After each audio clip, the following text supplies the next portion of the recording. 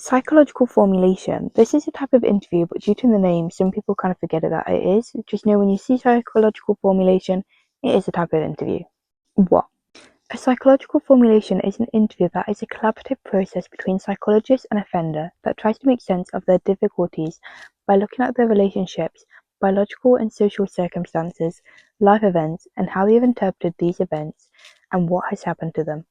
Getting a personal story of the offenders helps psychologists to understand how it all links to their offending.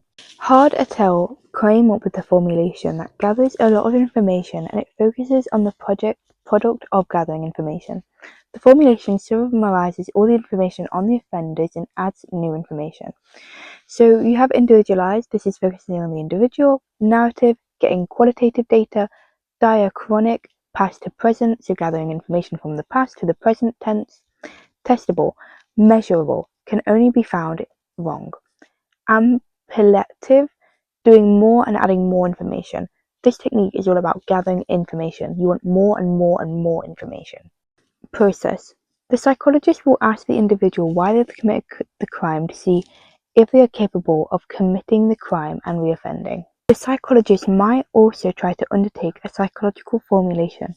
This assesses what influences the behavior and to see if their chance of future reoffending. The psychological formulation makes sense of a person's hardships, relationships, biological and social circumstances to see why they have committed the crime.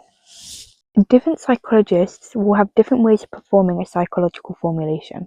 The psychological formulation shows some background factors that may have influenced the individual, including triggers like alcohol or crowded places, which can lead to a feeling of being out of control, which can lead to committing crime to feel in control. Early experiences the person may face also suggest that they are more prone to deal with the situation by being violent. This situation they were placed in triggers them to commit crime. The psychological formulation shows that while the offence may be out of impulse or anger, if you understand the individual, you can understand what contributed and influenced them to commit the offence. Types of questions. They will try to find out why they've committed the crime and what possible triggers could have caused them.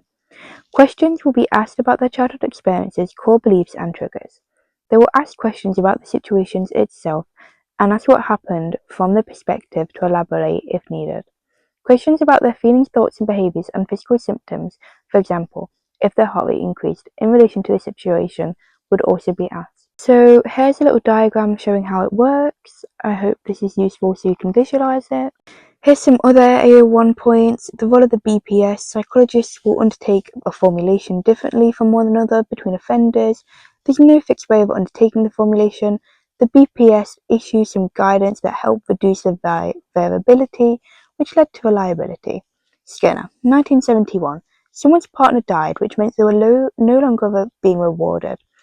And this led to stress via loss, which led to them being at risk for reoffending, because self-control is a skill, meaning you can learn this behavior. Strengths. Whitehead et al. 2007 found that case studies who used formulation did work. Mr. C, due to the fact it worked towards goals that were valued by Mr. C, he responded to treatment and it helped him to move forward and keep on track once he was relieved. A good formulation that has been well put together is helpful for offenders in terms of allowing them to understand their behaviors and create a plan for changing it step by step with targets, therefore leading them to be less likely to reoffend.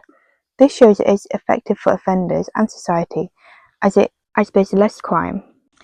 Case formulation takes into account the all perspective of the offender's life from their childhood to the present time and also looks at their temporal and personality. It's holistic. It covers all aspects and all approaches, making it more likely to be successful than therapies based on one factor only, for example, drug treatment or anger management. However, due to it not being reductionist, it's hard to test scientifically. Having a simplified steps to explain a complex process helps professionals make decisions. Engaging with a formulation helps offenders to understand their actions and helps them to change.